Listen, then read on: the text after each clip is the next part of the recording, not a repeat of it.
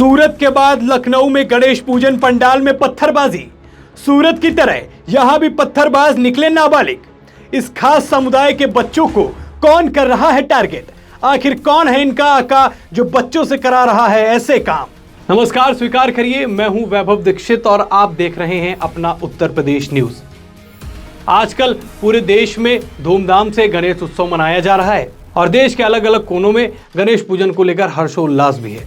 लेकिन सूरत का एक मामला जहां पर नाबालिग बच्चों ने गणेश पूजन के पंडाल पर पत्थरबाजी की, वैसा ही एक सेम मामला और निकल कर आया है उत्तर प्रदेश की राजधानी लखनऊ से, जहां पर कुछ लोगों ने गणेश पूजन पंडाल पर मूर्ति पर खासतौर पर पत्थरबाजी की।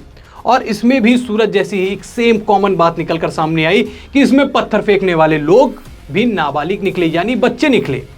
तो ये एक बहुत बड़ा सवाल पैदा कर रहा है कि आखिरकार इन बच्चों को कौन मैनिपुलेट करता है, उनको ऐसी शिक्षा कौन देता है कि आप जाइए और पत्थरबाजी करिए, मूर्तियों पर पत्थर फेंकिए। ये मामला धीरे धीरे पूरे देश में फैलता चला जा रहा है। अगर हम पहले बात करते थे कि पत्थरबाजी कहाँ होती है, पत्थरबाज कहाँ होते हैं, तो वो एक जगह निकल कर आती थी, जम्मू कश्मीर।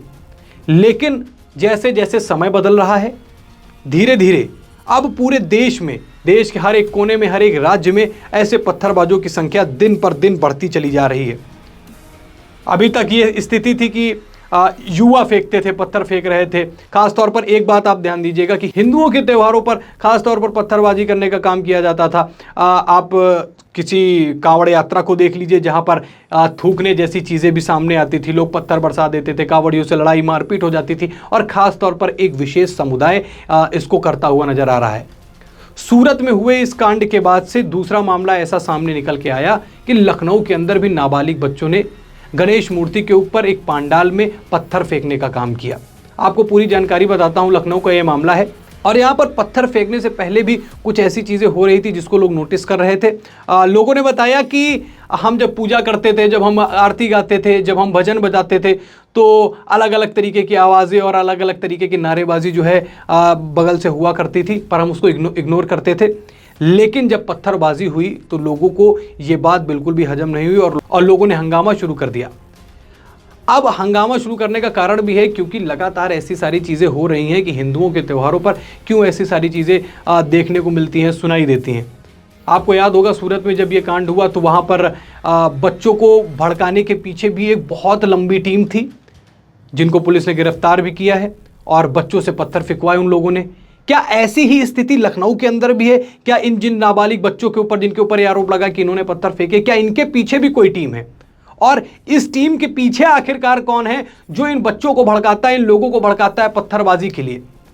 अभी तक ये था कि हाँ, बुलडोजर का खौफ है और पत्थरबाजी होगी तो घर गिरा दिए जाएंगे, ऐसा हो जाएगा, वैसा हो जाएगा, एक्शन लेगी शासन प्रशासन। लेकिन अब इन पत्थरबाजों को बुलडोजर से भी डर नहीं लग रहा है। और इसी तरह की एक वीडियो हमने पुरानी भी बनाई है, आप हमारे चैनल पर जाकर उसको देख सकते हैं। आपको क्या लगता है कि इन पत्थरबाजों के पीछे कौन है इनका सरंगना और कौन इनको सपोर्ट कर रहा है? मेरा आज का सबसे बड़ा सवाल आपसे यह है कि इन बच्चों के पीछे आखिरकार कौन है जो उनसे पत्थर फेंकवाने का काम कर रहा है? हाथ पे कलम देने की जगह उन्हें पत्थर दे रहा है कि आप जाइए और पंडालों पर पत्थर मारिए। ये एक बहुत ही सीरियस मुद्दा है जिस पर विचार करने की ज़रूरत है और एक्शन लेने की ज़रूरत है, क्योंकि यही बच्चे हमारे देश के आगे का भविष्य होंगे और उनकी ऐसी मानसिकता होगी तो भारत का भविष्य वाकई खतरे में जाएगा। वीडियो अच्छी लगी हो तो वीडियो को लाइक और शेयर करें, साथ ही चैनल पर नए हैं तो सब्सक्राइब करना ना भूलें। फिर से मुलाकात होगी एक नई वीडियो के साथ, तब तक के लिए धन्यवाद, नमस्कार।